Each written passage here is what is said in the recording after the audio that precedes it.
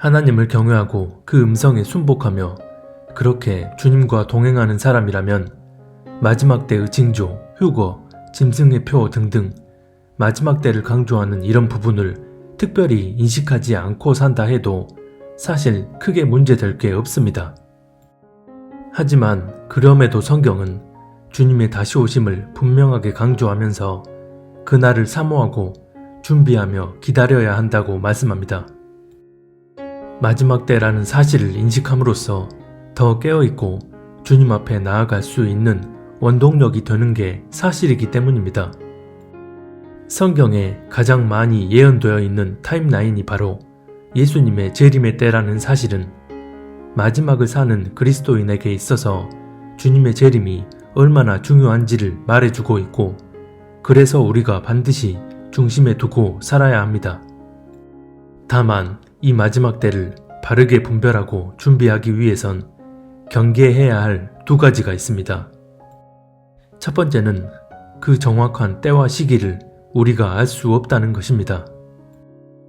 그 날과 그 때는 아무도 모르고 오직 아버지만 아신다고 말씀합니다. 즉, 때와 시기는 아버지의 권한에 두셨으니 너희가 알 바 아니라는 것입니다. 여기서 아무도 모른다는 그 날은 휴거 또는 환란의 시작점을 말합니다. 그런데 종종 그 때와 시기를 알려고 하는 분들이 계십니다. 데살로니가전서 5장 4절에 보면 너희는 어둠에 있지 아니하매 그 날이 도둑같이 임하지 못한다고 말씀합니다. 어떤 분들은 이 말씀을 근거 삼아 우리 그리스도인들은 어둠에 있지 않기 때문에 도둑같이 임하지 않도록 우리에게 그 때와 시를 알게 하신다고 주장합니다. 하지만 이 말씀의 본질적인 의미는 바로 앞 구절을 보면 알 수 있습니다. 3절에 보면 그들이 평안하다 안전하다 할 그때에 임신한 여자에게 해산의 고통이 이름과 같이 멸망이 갑자기 그들에게 이른다고 말씀합니다. 이 말씀을 통해서 도적같이 이르지 아니한다는 의미가 무엇인지를 알 수 있습니다. 임신한 여자가 해산하는 정확한 날은 알 수 없고 대략 280일 정도의 임신 기간 후에 아이를 해산하게 된다는 사실만 알 수 있습니다. 그래서 저 기간이 다가오면 올수록 해산의 날이 임박했음을 알게 됩니다. 그러면 이런 해산의 기간에 대해 정확한 날짜를 알거나 아니면 며칠부터 며칠 사이에 100% 해산되는 것을 알 수 있을까요? 요즘은 초음파 검사를 통해 예정일을 예측한다고 하지만 정확한 예정일에 해산하지 않는 경우가 훨씬 더 많습니다. 그래서 특정 절기에 맞춰서 정확히 휴거가 일어난다는 말은 예정일에 100% 해산한다는 의미이기 때문에 애초부터 말이 안 되는 일입니다. 그래서 어둠에 있지 않는 이들에겐 도둑같이 임하지 않는다는 의미는 정확한 날짜나 기간을 알 수 있다는 의미가 아니라 지금 임신한 상태에서 해산할 날이 임박했다는 사실을 알고 있다는 의미, 즉 예언된 마지막 타임라인이 조만간 시작될 거라는 사실을 영적으로 알 수 있다는 것입니다. 하지만 임신했다는 사실에 대한 인식 자체가 없으면 해산할 날이 다가오고 있다는 사실을 모르기 때문에 평안하다 안전하다 여기는 것이고, 그러다 갑작스럽게 그날을 맞이하게 됩니다. 바로 그런 자들에겐 갑자기 도둑처럼 이르게 된다는 것이고, 임신한 상태를 분명하게 인식한 상태라면 해산할 날이 임박했음을 인식하고 있기 때문에 그날이 갑작스럽게 임하지 않는다는 것입니다. 이것에 대해 예수님께서 이미 힌트를 주셨습니다. 마태복음 16장 3절에 보면 너희는 하늘의 징조는 분별할 줄 알면서 시대의 징조는 분별하지 못하느냐고 말씀합니다. 즉, 깨어서 주님 안에 거하는 사람들은 영의 눈으로 시대의 징조를 분별하기 때문에 그 날이 임박했음을 인식할 수 있는 것이고, 그렇기 때문에 그 날이 도둑같이 임하지 않게 되는 것입니다. 여호와 하나님이 정하신 절기는 예수님의 초림과 재림의 때에 맞춰 성취되는 절기들이 맞습니다. 하지만 그럼에도 다른 해석의 여지가 없이 아주 명확한 의미로 기록된 말씀은 말씀을 있는 그대로 받아들여야 합니다. 그래서 때와 시를 알 수 없다는 것은 특정한 시간, 날짜, 연도뿐만 아니라 특정한 절기까지 다 포함되는 것입니다. 그러면 예수님께서 초림의 때에 정확히 절기를 성취하셨는데 재림의 때에는 남은 절기들을 어떻게 성취하실까요? 이 부분에 대해선 자세한 내용을 영상으로 전한 바 있으니 오른쪽 상단에 관련 영상을 클릭해서 꼭 보시기 바랍니다. 마지막 때를 바르게 분별하고 준비하기 위해 경계해야 할 두 번째는 두려워하지 말라는 것입니다. 마지막 때를 알고 두려워한다는 것은 주님과의 관계가 온전치 못함을 의미합니다. 물론 두려운 마음이 잠시 들었더라도 이내 마음을 붙들고 주님 앞에 나아가 그 은혜를 구하며 온전한 방향으로 나아가는 경우도 있습니다. 여기서 말하는 두려워한다는 말은 그 두려움에 완전히 사로잡혀서 잘못된 방향으로 나아가는 경우입니다. 만약 이런 두려운 마음이 든다면 어디서부터 문제인지를 분명하게 인식하기 위해 성령님께 나아가 조명을 받고 마음 자세를 바로 확립해야 합니다. 그렇지 않으면 두려움에 완전히 사로잡힘으로써 중심이 변질되어 버립니다. 원래는 마지막 때를 알므로써 더욱 주님을 경외하고 사랑하며 그분과의 동행함 가운데 나오는 자연스러운 열매가 되어야 하는데 휴거에 꽂혀서 휴거되기 위한 목적으로 전도도 봉사도 심지어 회개까지도 그 목적 때문에 하게 됩니다. 여기서 말하는 회개란 성령의 역사로 회개의 영이 부어져서 하게 되는 회개가 아니라 자기 의지로 회개하려는 종교 행위를 말합니다. 만약 다시 오실 주님을 너무 사모해서 주님 얼굴 보고 싶어 휴거를 소망하는 거라면 이것은 주님의 마음을 헤아리고 그 뜻대로 살고자 하는 중심이 전제되어 있다는 것을 의미합니다. 그래서 설사 환난 가운데 처해진다 하더라도 내 생명보다 더 귀하신 주님과 맞바꿀 수는 없기 때문에 타협하지 않는 믿음으로 나아가는 결단을 할 수 있습니다. 허나 그게 아니라 지긋지긋한 이 땅의 삶을 벗어나 그곳에서 영원히 안락을 누리기 위해 휴거를 소망한다면 이것은 애초부터 주님의 마음과는 상관이 없는 것입니다. 하나님으로부터 오는 것들에는 그 자체로 선한 것들이 많습니다. 휴거 역시 그 자체로 선한 것입니다. 결코 중립적인 가치가 아닙니다. 신랑 되신 예수님이 다시 오실 때 당신의 자녀들을 신부로 데려가시는 것이 얼마나 복되고 영광스러운 일인가요?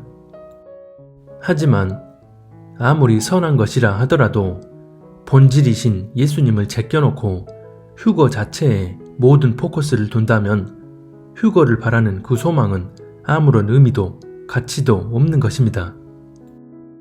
순교적 결단도 마찬가지입니다. 그 자체만 놓고 보면 매우 귀하고 선한 행동 가치입니다. 믿음을 저버리지 않고 주님을 위해 순교하겠다는 결단이 주님 보시기에 어찌 귀하지 않을 수 있을까요? 하지만 이것 또한 그 사람의 중심에 따라 얼마든 달라질 수 있습니다. 예를 들어 본인은 그렇게 순교적 결단을 했는데 어떤 사람이 자꾸 휴거를 말한다고 해보겠습니다. 순교적 결단을 한 자기 입장에서 볼 때 휴거를 말하는 저 사람은 믿음 없어 보이고 마치 환난을 피해 도피하려는 것처럼 보여서 자기도 모르게 그 사람을 판단합니다. 물론 환난이 두려워서 환난을 피하기 위해 휴거되기를 소망한다면 앞서 얘기한 것처럼 휴거 자체가 목적이 돼버린 경우이고 이런 목적으로 휴거를 소망하는 분들도 적지 않은 게 사실이지만 그런 사람들은 주님이 알아서 걸러내실 것입니다. 하지만 휴거에 대해 이런 식의 잘못된 마음을 품는 경우와 휴거를 소망하는 모든 사람을 일반화시켜서 자기 생각을 기준으로 판단해버리는 일은 다른 문제입니다. 특별히 교리적으로 휴거 시기를 논하는 이들 가운데 이런 모습들이 두드러지는 것을 봅니다. 성도라면 모름지기 환난 속에서 믿음으로 이겨내야 하는 게 당연한데 환난 전 휴거를 주장하는 이들은 다 환난을 이길 생각은 안 하고 피하려고만 하는 믿음 없는 사람들이라는 것입니다. 최근 들어 이런 주장을 하는 몇몇 분들을 보았습니다. 하나님의 마음과 상관없는 자기 종교적 의의 기준으로 나아가는 사람은 그 어떤 거룩해 보이는 결단을 하든 간에 하나님 앞에 합당하지 못합니다. 내가 지금 휴거를 소망하냐 아니냐, 내가 언제 일어날 휴거를 믿고 있느냐, 내가 어떤 의로운 결단을 하느냐 보다 더 중요한 것은 내가 품고 있는 마음과 생각, 내가 하는 말과 행동이 하나님 앞에 합당하냐입니다. 이것이 내 중심의 온전함 여부를 가늠하는 척도이기 때문입니다.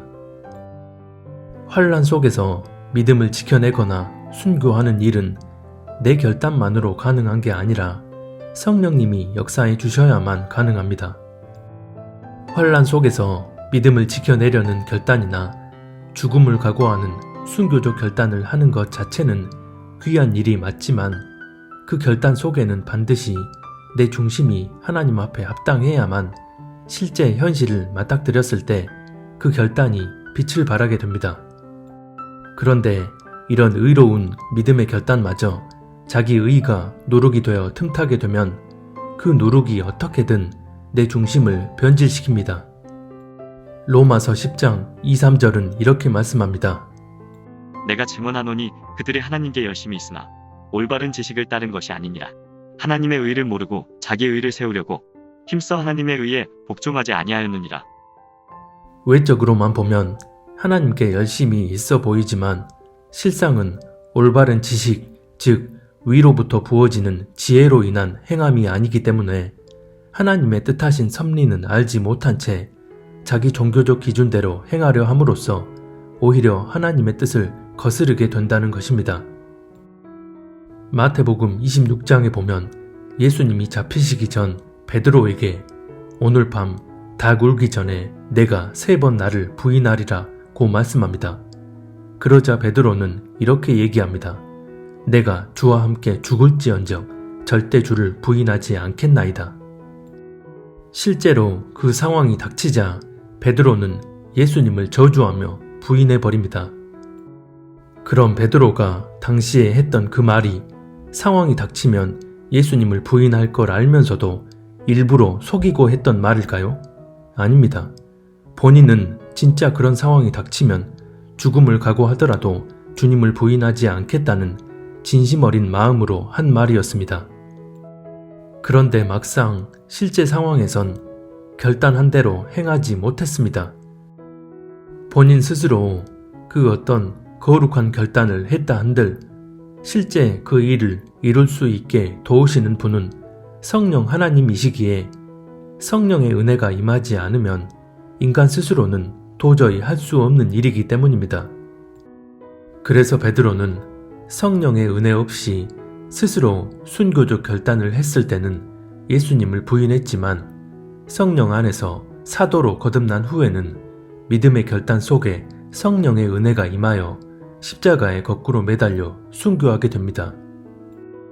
아무튼 이때의 베드로의 결단은 그 자체로만 보면 의로운 것이었을지 몰라도 그런 결단이 나오게 된 중심은 하나님 앞에 합당한 중심이 아닌 자기 종교적 의에 기반한 것이었기 때문에 그 결단대로 행할 수 없었던 것입니다. 베드로의 또 다른 종교적 의의 모습은 마태복음 16장을 보면 자세히 나와 있습니다. 예수님께서 제자들에게 인자가 사람들에게 고난을 받고 죽임당한 후 제3일에 살아나리라고 말씀하시자 베드로가 예수님께 이렇게 항변합니다. 주님, 그렇게 하시면 안 됩니다. 그런 일은 절대 주님께 일어날 수 없습니다. 그러자 예수님은 베드로를 아주 강하게 질책하십니다. 사탄아 물러가라. 너는 나를 넘어지게 하는 자로다. 내가 하나님의 일을 생각하지 아니하고 도리어 사람의 일을 생각하는도다. 마태복음 16장 23절. 베드로가 예수님께 한 이 말은 예수님을 생각해서 한 말이었습니다. 즉 예수님이 이 말씀을 하셨을 때 베드로는 저 나쁜 놈들이 선량한 우리 스승님을 잡아 죽인다는 얘기로 받아들이고선 그런 일이 절대 일어나선 안 된다고 얘기한 것입니다. 하지만 그런 일이 반드시 일어나야만 하는 하나님이 계획하신 뜻과 섭리에 대해 하나님의 기준으로 분별할 생각을 하지 않고 사람의 기준으로 받아들였기에 그 의도가 어떠했든 간에 그가 보인 말과 행동이 본질적으론 하나님의 뜻을 거스르는 행동이었던 것입니다.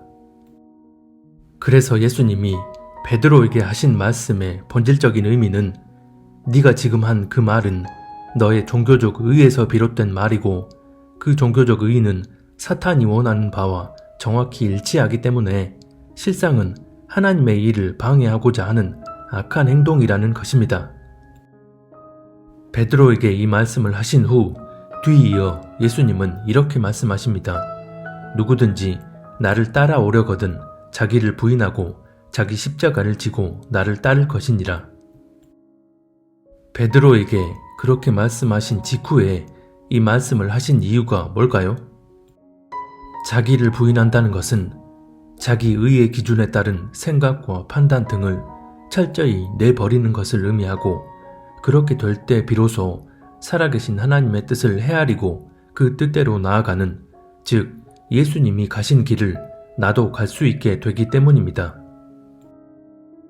베드로는 이미 그 전에 예수님을 살아계신 하나님의 아들이자 그리스도로 고백을 한 바 있습니다. 그런 진심 어린 입술의 고백에도 그는 자기 의의 기준을 버리지 못했습니다.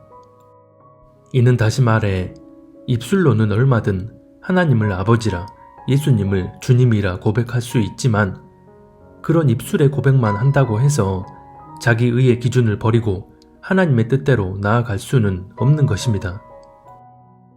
결국 베드로가 한 말이 본인은 선한 의도로 한 말이었을지 몰라도 본질적으로는 자기가 옳다 하는 종교적 의의 기준으로 하나님의 뜻을 거스르는 말을 한 것입니다. 그래서 나쁜 의도가 아닌 선한 의도로 어떤 말이나 행동을 했더라도 그 의도의 어떠함보다 내가 하는 생각과 말과 행동이 지금 하나님이 뜻하고자 하는 바에 합당한지 아닌지를 헤아리고 분별하는 것이 훨씬 더 중요합니다. 자신은 분명 선한 의도였다 하더라도 그것이 실상은 하나님의 뜻과 상관없는 자기 종교적 의의 기준으로 행한 것일 수 있기 때문입니다. 그럼 오늘날에는 이런 일이 일어나지 않을까요? 배도한 교회에서 나와 거룩히 구별되어야 한다는 메시지를 전할 때마다 듣는 얘기 중 하나가 교단이 배도했고 교회가 배도했으면 교단이나 교회에 끝까지 남아서 배도에서 돌이키도록 함께 목소리를 내야 하고 다 함께 거룩해지도록 힘써야 하는 게 옳지 비겁하게 혼자만 살려고 도망치는 게 옳은 일이냐? 라는 얘기입니다. 사람의 관점에서 보면 너무나 당연해 보이는 얘기입니다. 사람이 보기엔 저런 태도가 그리스도인으로서 아주 당연해 보이는 의로운 모습으로 보여지기에 지금 하나님의 뜻과 섭리가 어떠한지를 분별할 생각은 전혀 하지 않고 저 흐름을 그대로 따라가면서 거룩히 구별되려는 것보다 교회 공동체라는 종교적 프레임에 그대로 종속되어 버리는 것을 택합니다. 하나님께서 마지막 때라는 특정한 때에 역사하시는 섭리가 어떠한지를 헤아리려는 마음은 없이 자기가 옳다 여기는 의의 기준에 의해 당연하다는 듯이 저런 태도를 견지해 버립니다. 과연 이런 모습이 하나님이 보실 때에도 합당한 모습일까요? 성경에 예언된 마지막 때는 한마디로 신랑 되신 예수님이 다시 오시는 때입니다. 그래서 마지막 때에 역사하시는 하나님의 섭리 중 하나는 다시 오실 예수님 앞에 합당한 당신의 신부들을 구별하시고 택하시는 것입니다. 즉, 하나님의 뜻을 거스르는 이들에 대한 심판과 동시에 하나님의 뜻대로 나아가는 이들에 대한 구원이 이 마지막 타임라인을 전후로 행하시는 하나님의 섭리인 것입니다. 그래서 이 마지막 구원의 섭리 속에서 가장 중요한 핵심 키워드는 바로 거룩한 구별인 것입니다. 계시록 18장 4절에 보면 하나님께서 당신의 자녀들에게 여자와 음행하는 곳에서 나와 그의 죄에 참여하지 말라고 말씀합니다. 만약 거룩한 구별됨이 마지막 때 섭리의 핵심 키워드가 아니라면 하나님은 당신의 백성들에게 그곳에서 나오라고 하지 않으시고 그곳에 남아 끝까지 중심 지키면서 여자와 더불어 음행하고 있는 이들에게 회개를 촉구하고 진리를 전하라고 하셨을 것입니다. 환난 전이든 환난 중간이든 마지막 때 하나님의 섭리가 거룩한 구별됨이 아니라면 끝까지 그곳에 남아 순교를 각오하고 진리를 선포해야 하는 게 맞습니다. 하지만 하나님은 사람이 생각하는 의의 기준에 맞지 않는 전혀 다른 말씀을 하시면서 거기서 나와 구별되라고 말씀하십니다. 여기서 말씀하는 여자와 음행하는 곳은 로마 가톨릭을 필두로 하여 온갖 가증한 종교가 혼합된 영역을 의미합니다. 이 여자와 음행하는 행태는 환란이 임박한 지금부터 서서히 진행되다가 환란 속에서 대대적으로 펼쳐지게 되는 것이고, 그래서 거룩한 구별됨을 의미하는 이 말씀은 환란 속에서의 상황만 지칭하는 게 아니라 마지막 타임라인을 전후로 하여 이미 여자와 음행하고 있는 교단들에 속한 지금의 그리스도인들에게도 해당되는 말씀인 것입니다.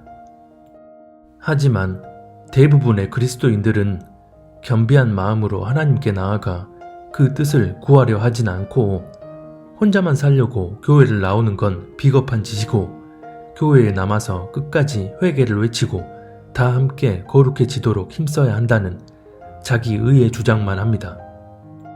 자신들이 하나님보다 더 의롭다고 생각해서 하나님의 뜻을 구할 생각은 하지 않고 자기 의의 기준만 앞세우는 걸까요? 성경적인 거룩한 구별됨이 어떤 영적 원리로 적용되는지를 계속 전했지만 도무지 얘기를 들으려 하지 않는 사람들을 볼 때마다 답답한 마음만 듭니다. 내가 그 어떤 의로운 목소리를 내고 의로운 결단을 한다 하더라도 그런 말과 행동이 하나님의 뜻에 합치되는지에 대해 겸비함으로 스스로를 돌아보는 게 중요합니다. 그게 안 되면 자기 종교적 의의 기준으로 나아가 버립니다. 그리고선 하나님의 뜻에 합치되는지 아닌지를 성령 안에서 분별하려 하진 않고 하나님의 일보다 사람의 일을 생각합니다. 개인적으로 지난 2018년 10월 초 환란 전 휴거를 믿고 있었지만 어쩌면 나에게도 환란이 닥칠 수 있고 그러면 반드시 순교하겠다는 나름의 결단을 하고 있었는데 어느 날 갑자기 생각지도 못했던 휴거에 대한 이런저런 말씀을 해주셨습니다.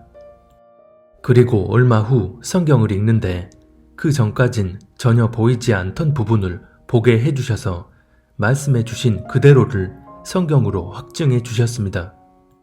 그때 제가 느꼈던 것은 분명 주님 안에서 선한 일을 내 의지로 결단하고 추구하려고 할 때 그보다 더 중요한 것은 내가 생각하던 것과 전혀 다른 영역, 다른 방향일지라도 하나님이 열어주시고 하나님이 뜻하신 방향으로 나아가는 게 중요하다는 것이었습니다.